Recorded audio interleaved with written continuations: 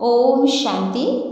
आज प्यारे बाबा के 5/4/1970 के अव्यक्त महावाक्य हैं। बाबा का कहना है कि सर्व पॉइंट का सार ही पॉइंट बनना है। तो जितनी भी हम पॉइंट बाबा की मुरलियों के रोज़ लिखते हैं, लेकिन वो लिखने का स्वरूप ही है कि हम पॉइंट बने, अर्थात अपने आप को बिंदु स्वरूप आत्मा रूप देखें। तो बाबा ने कहा, देखो बच्चे, सर्व पॉइंट का सार ही स्वरूप बनना होता है। तो सर्व पॉइंट का सार पॉइंट है, तो पॉइंट रूप बन जाओ, और पॉइंट अर्थात अति सूक्ष्म रूप धारण कर लो। तो इस समय मुख्य पुरुषार्थ ही बच्चों का यही है कि अभी पुरुषार्थ है विस्तार को समाने का। जिसको विस्तार को समाना का तरीका आ गया ना, वही बाप दादा के समान बन जाएगा। तो पहले भी सुनाया था कि समाना और समेटना, जिसको समेटना आता ना, उनको समाना आएगा। तो बीच में कौन सी शक्ति होती है? वृक्ष के विस्तार में अपने को समाने की। तो हमें भी बीज स्वरूप स्थिति में स्थित होना है और विस्तार को सार में लेकर आना है। तो ये बाबा ने खास आज हमें पुरुषार्थ पर अटेंशन दिलाया है कि विशेष हो तो अब श्रेष्ठ बनना है। श्रेष्ठ बनने के लिए ही इस भट्टी का बाबा ने आयोजन किया हुआ है। बाबा ने कुछ ऐसे हमारे बीच प्रश्न भी रखे थे, जिसमें बाबा ने कहा, देखो न्यारे तो हो, लेकिन न्यारे के साथ साथ हमें सरलचित भी बनना है। तो जो न्यारा होता है वही सबका प्यारा होता है। अगर सर्व का अति प्यारा बनना है तो सर्व बातों से जितना ही न्यारा रहोगे, उतना सर्व के प्यारे भी रहोगे। बाबा ने कहा, जो न्यारा प्यारा होता ना, उनको बाबदा का सहारा भी मिलता। न्यारे बनते जाना अर्थात प्यारे बनते जाना। बाबा ने कहा, अगर मानो कई आत्मा के प्यारे नहीं बन सकते हो, उसका कारण यही होता है कि उस आत्मा के संस्कार और स्वभाव से न्यारे नहीं बनते हो। जितना जिसका न्यारापन का अनुभव होगा ना, उतना ही बाबा ने कहा स्वतः प्यारा भी बनते जाओगे। और प्यारे बनने का पुरुषार्थ नहीं तो न्यारे बनने का पुरुषार्थ नहीं होगा। तो न्यारा बनने की प्रारब्ध ही है प्यारा बनना।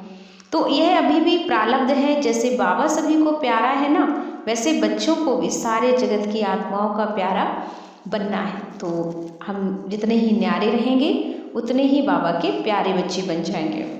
बाबा ने एक तो बहुत अच्छी बात रखी कि आकर्षण मूर्त हम कैसे बने।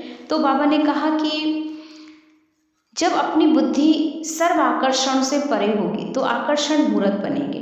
जब तक कोई भी आकर्षण बुद्धि में रहा तो हम कभी भी आकर्षित नहीं होंगे। जो आकर्षण मूर्त बनेगा वही आकारी मूर्त भी बन जाएगा। तो आप आकारी होते भी आकर्षण मूर्त थे ना। जितना जितना आकारी बनोगे उतना आकर्षण होगा। जैसे वह लोग पृथ्वी से परे स्पेस में जाते हैं, तब पृथ्वी की आकर्षण से परे हो जाते हैं। तो तुम्हें भी बच्चे पुरानी दुनिया के आकर्षण से परे जाना है, फिर ना चाहते हुए भी आकर्षण मूर्त बन जाएंगे। साकार में होते भी सभी को आकारी रूप अपना दिखाना होगा। बाबा ने कहा कि स्वयं से बाप दादा का साक्षात्कार कराने के लिए क्या करने की आवश्यकता पड़ेगी। तो बाबा ने कहा, स्वयं से बाप दादा का साक्षात्कार कराने के लिए दर्पण बनने की आवश्यकता है। तो अपने को दर्पण बनना पड़ेगा, और दर्पण तभी बनोगे जब संपूर्ण अर्पण होगी। जब तक भगवान पे हम अर्पण नहीं हैं तो दर्पण नहीं बन सकते हैं। बाबा ने कहा, देखो संपूर्ण अर्पण तो श्रेष्ठ दर्पण है, जिस दर्पण में स्पष्ट और साक्षात्कार हो जाता। अगर यथा योग यथा शक्ति अर्पण है तो दर्पण भी यथा शक्ति और यथा योग ही होगा। तो संपूर्ण अर्पण तथा स्वयं के भान से भी अर्पण हो जाओ। विशेष कुमारी का कर्तव्य यही है, जो सभी बाप दादा को साक्षात्कार कराएं। सिर्फ वाणी से नहीं, लेकिन अपनी सूरत से कराने वाली बनना है। बाबा ने कहा, जो बाबा में विशेषताएं थी ना साकार में, वो अपने में लानी चाहिए। ऐसे करके दिखाना है। जैसे मस्तक में ये तिलक चमकता ना, ऐसे सृष्टि में स्वयं को चमकाना होगा। बाबा ने कहा, देखो ब्राह्मणों की लेन देन कौन सी होनी चाहिए। तो बाबा ने कहा, ब्राह्मणों की लेन देन निम्नलिखित बातों को अटेंशन देना चाहिए। ब्राह्मणों की लेन देन होती है स्नेह लेना और स्नेह देना। स्नेह मिलना ही स्नेह लेन देन है। स्नेह के देने लेने से बाबा का स्नेह भी लेते हो, ऐसे ही स्नेही समीप भी होंगे। स्नेह वाला दूर होते भी समीप हो जाता है।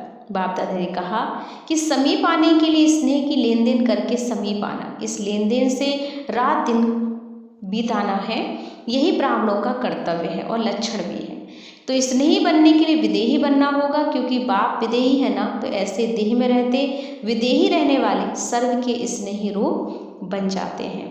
तो हमें अगर हम सबके स्नेही बनना चाहते हैं तो हमें अपना विदेही रूप धारण करना पड़ेगा, तभी जाकर के हम संपूर्ण अवस्था को प्राप्त कर सकेंगे। बाबा ने आज खास हमें जो वाणी सुनाई उसका हम अब विस्तार सुनेंगे।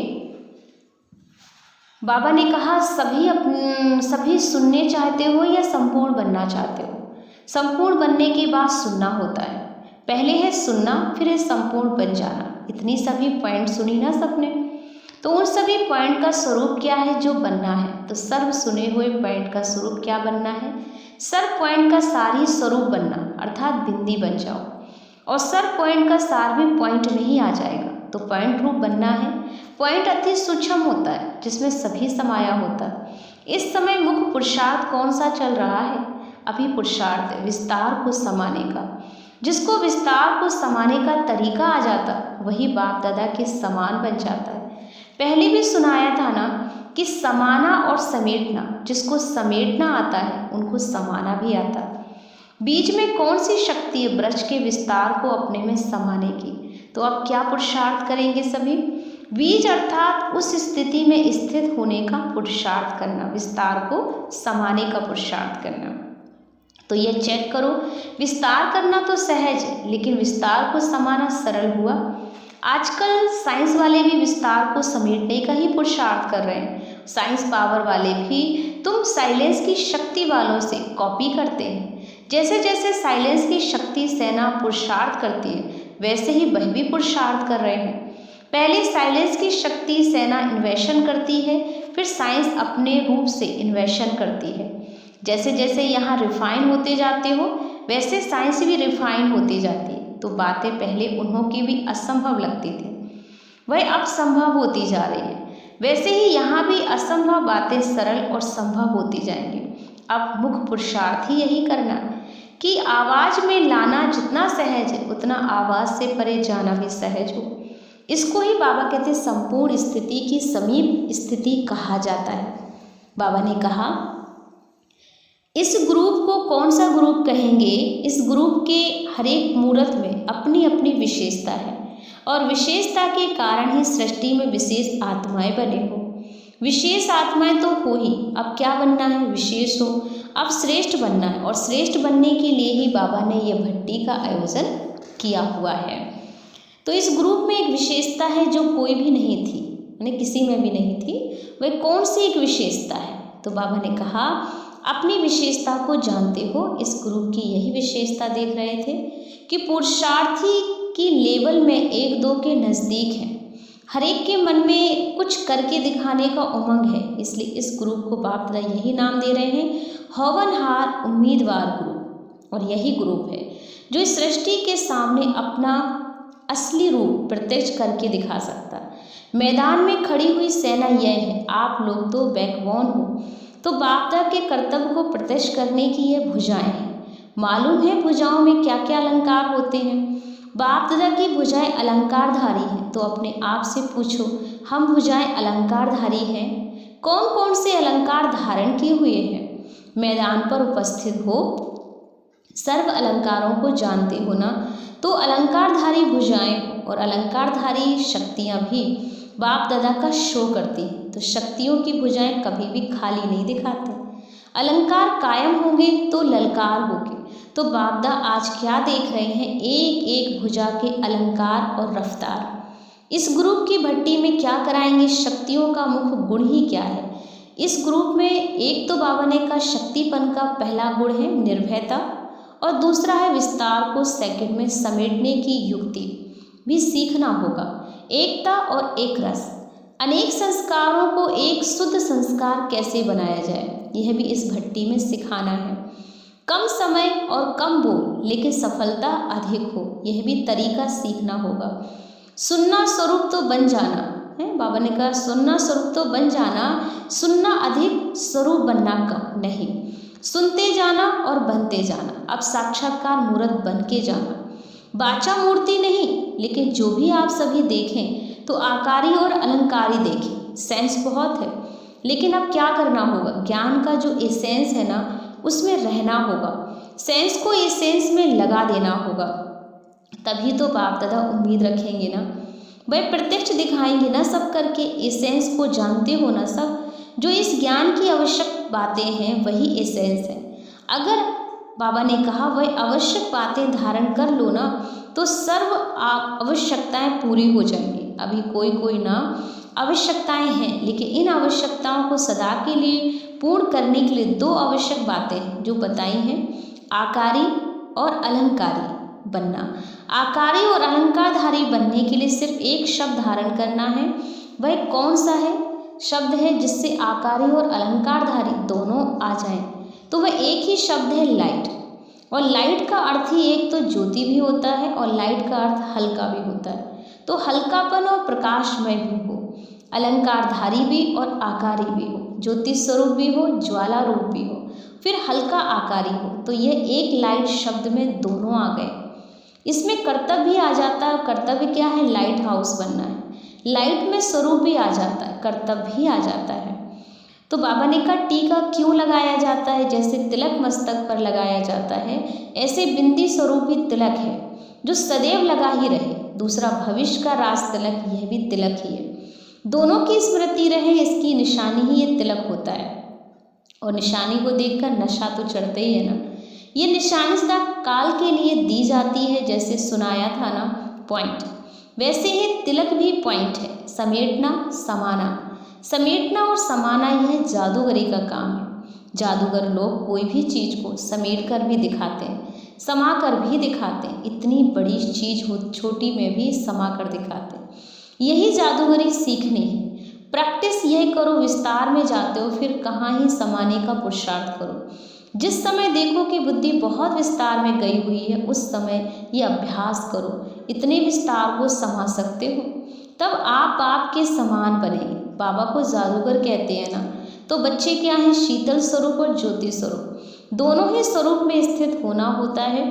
अभी अभी ज्योति स्वरूप में आ जाओ और अभी अभी शीतल स्वरूप में।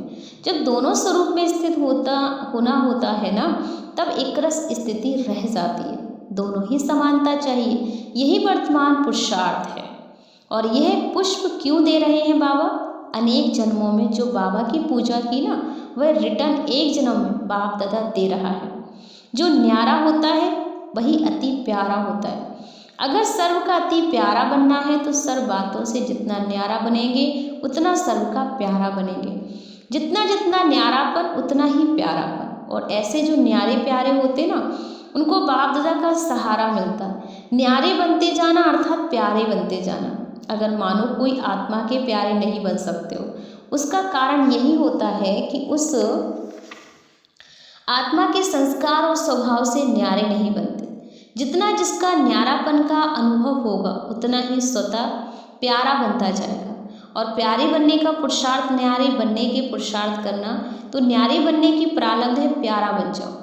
और ये अभी की ही प्रारब्ध है। जैसे बाबा सभी को प्यारा है ना, माने जो भी बाबा के बच्चे हैं उनको सबको बाबा सबका प्यारा लगता है, वैसे बच्चों को सारे जगत की आत्माओं का भी प्यारा बनना होगा। उसका पुरुषार्थ सुनाया कि उसकी चलन में न्यारापन होगा।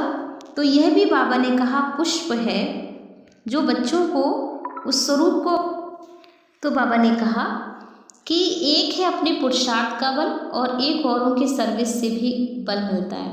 तो दोनों ही बल प्राप्त हो रहे हैं। बाप दादा का स्नेह कैसे प्राप्त होगा मालूम है? जितना जितना बाबा के कर्तव्य में सहयोगी बनेंगे उतना उतना स्नेह मिलेगा। कर्तव्य के सहयोग से स्नेह मिलता है, ऐसा अनुभव है। जिस दिन कर्तव्य के अधिक सहयोगी होते उस दिन स्नेह का विशेष अनुभव होता है। तो सदा सहयोगी, सदा स्नेह, सोमान कैसे प्राप्त होता है? जितना निर्माण उतना सोमान, और जितना जितना बाप दादा के समान उतना सोमान। निर्माण भी बनना है, सम्मान भी बनना है, ऐसा ही पुरुषार्थ करो। निर्माणता में कमी नहीं, समानता में भी कमी, फिर सोमान में भी कमी नहीं। तो अपने सोमान की परख समानता से देखनी होगी। बाप दादा का अपने से साक्षात्कार कराने लिए क्या बनना पड़ेगा? कोई भी चीज़ का साक्षात्कार किस में होता है? दर्पण में। तो अपने को दर्पण बनाना पड़ेगा। दर्पण तब बनोगे जब संपूर्ण अर्पण होगी। संपूर्ण अर्पण भी श्रेष्ठ दर्पण, जिस दर्पण में स्पष्ट साक्षात्कार हो। अगर यथा योग यथाशक्ति अर्पण है तो दर्पण भी यथा योग यथाशक्ति होगा।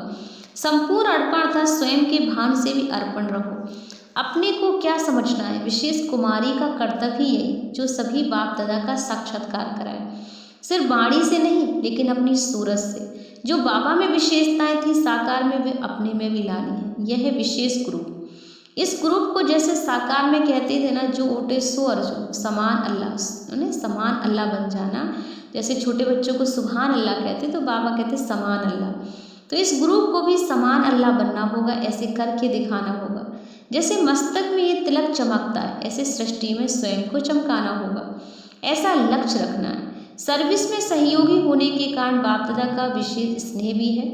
सहयोग और स्नेह के साथ साथ सभी शक्ति भरनी होगी। अभी शक्ति स्वरूप बनना है। और शक्तियों विशेष कौन सी शक्ति भरनी होती? सहन शक्ति। जिसमें सहन शक्ति कम उसमें संपूर्णता की भी कम होगी। तो विशेष इस शक्ति को धारण करने की शक्ति स्वरूप बन जाओ। तृप्त आत्मा जो होती है ना, उनका विशेष गुण होता है निर्भयता और संतुष्ट रहना। जो स्वयं संतुष्ट रहेगा वो दूसरों को संतुष्ट रखेगा। उसमें सर्वगुण आ ही जाएंगे। जितना जितना शक्ति रूप होंगे तो कमजोरी सामने रह नहीं सकती। तो शक्ति रूप बनकर जाना, ब्रह्मा कुमारी भी नहीं, कुमारी रूप में कहाँ कहाँ ब्रह्मा कुमारी आ जाती है। तो शक्ति रूप में संहार की शक्ति हो। शक्ति सदैव ही विजयी होती है और शक्ति के गले में सदैव विजय की ही माला होगी। तो शक्ति रूप की विस्मृति से विजय भी दूर हो जाती है। इसलिए सदा अपने को शक्ति समझना। बच्चे बाबा से बड़े जादूगर हैं और बाप से बड़े जादूगर इसलिए हैं जो बाबा को बनाने चाहते हैं बना सकते हो। बाबा के लिए तो गायन है ना कि जो चाहे सो बना सकते हो, लेकिन भगवान को जो चाहे सो बना सकते हो वह कौन? बच्चे। तो अव्यक्त होते भी व्यक्त में लाते हैं जादूगरी कहें। अव्यक्त होने के दिन बाबा ने कहा नज़दीक है, तब तो अव्यक्त लिफ्ट मिली है। ज्ञान मुहूर्त और याद मुहूर्त दोनों में समान बनना होगा। जब कोई चाहे तब ज्ञान मुहूर्त, जब चाहे तो याद मुहूर्त बन जाओ। जितना जो खुद याद मुहूर्त हो रहा रहेगा उतना ही वह औरों को भी बाबा की याद दिला सकता है। याद मुहूर्त भी सभी को याद दिलाना है। समय का इंतजार नहीं करना, समय तुम्हारा इंतजार करता है। समय के लिए अपने को इंतजार नहीं करना। आपने को सदैव ही ऐसा एवर रेडी रखो जो कभी भी समय आ जाए इंतजार को ख़त्म करके इंतजाम रखना। जब अपना इंतजाम पूरा होगा ना, फिर इंतजार करने की बात नहीं आएगी।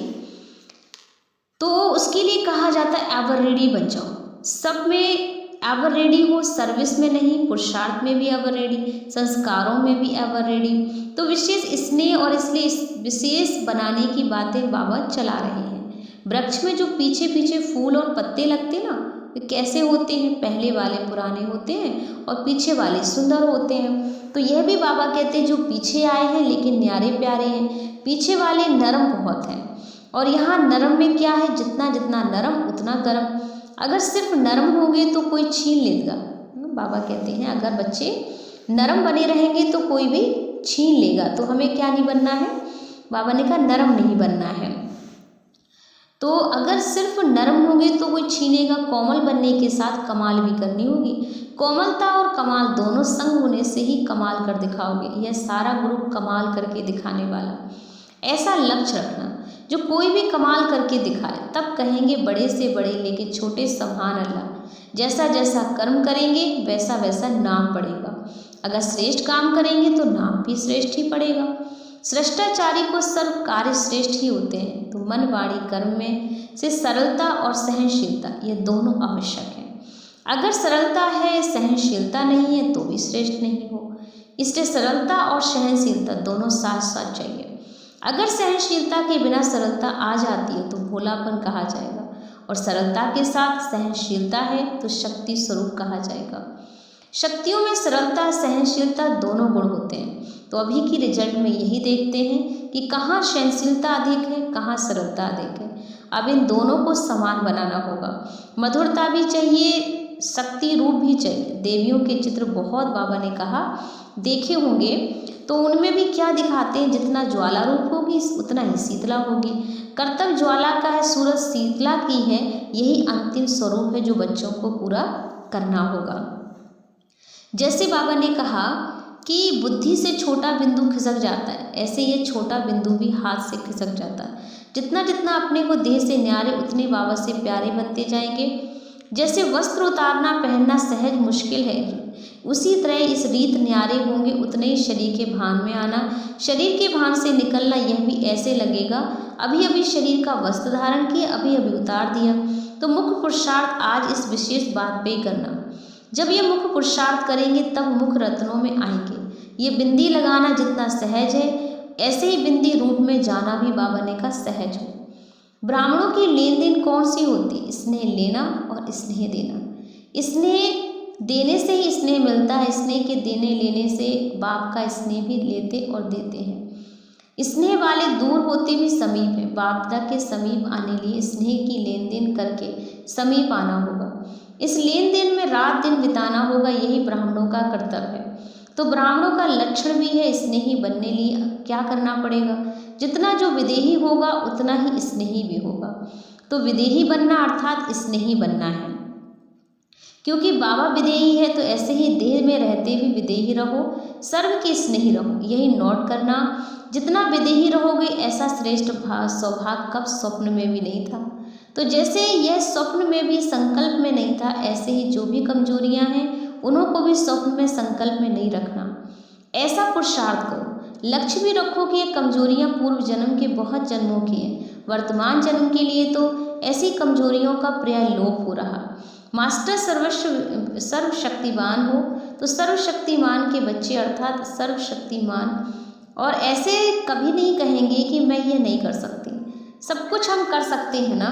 तो बाबा ने कहा आप सबके पास वो पावर है, तो मास्टर सर्वशक्तिमान बनना, एक शक्ति की भी कमी ना रहे। जहाँ भी अकेलापन आए वहाँ साथ समझो, कहाँ अकेला भेजे तो साथ समझेंगे ना।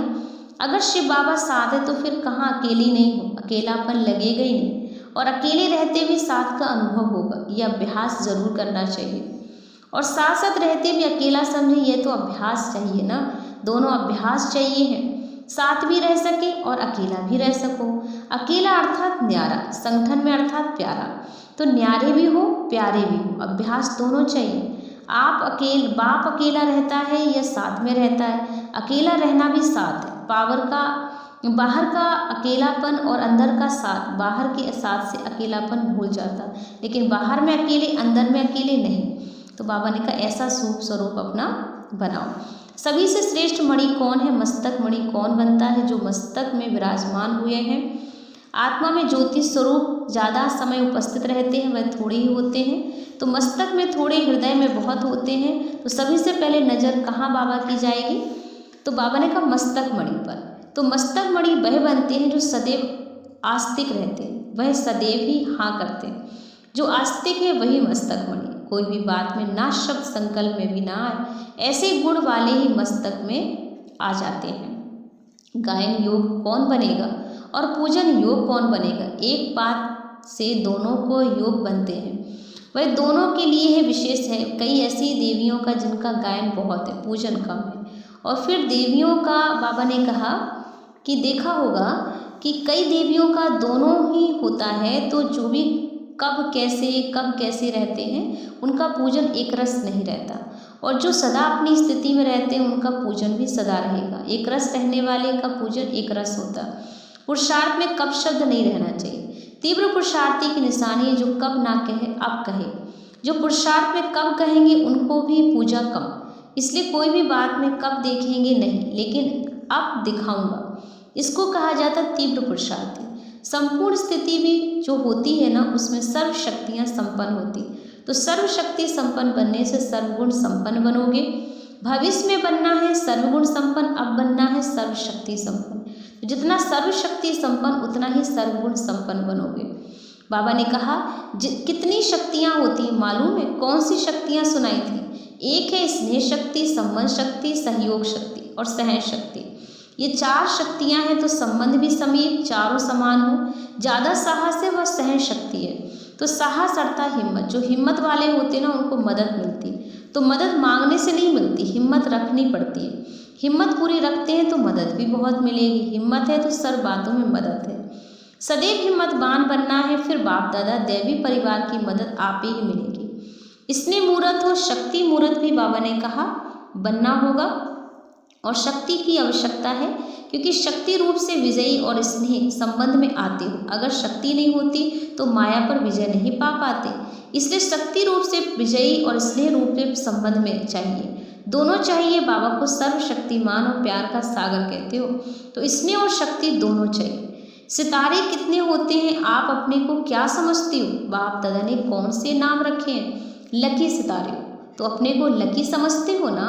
लकी तो सभी हो जब से बाबा के बने ना, लेकिन लकी में भी सदैव सफलता सितारे, कोई समीप के सितारे, कोई उम्मीद के सितारे, वह हर एक का अपना है। लेकिन अब सोचना कि मैं कौन हूँ। अपने को सफलता का सितारा समझना, प्रत्यक्ष फल कामना नहीं रखने वाले सफलता पाने वाले हैं। तो ऐसे ही बाबा ने कहा संपूर्ण स्थिति तभी पता चलेगी जब आप सर पॉइंट का सार पॉइंट बन जाएंगे, उतनी ही बाबा की प्रत्यक्षता में हमारा योगदान रहेगा और हम बाबा के कार्य में सहयोगी बन सकते हैं। तो खास हमने आज जो समझा है वो पॉइंट स्वरूप बनने की अवस्था पर क्लास की। ओम शांति।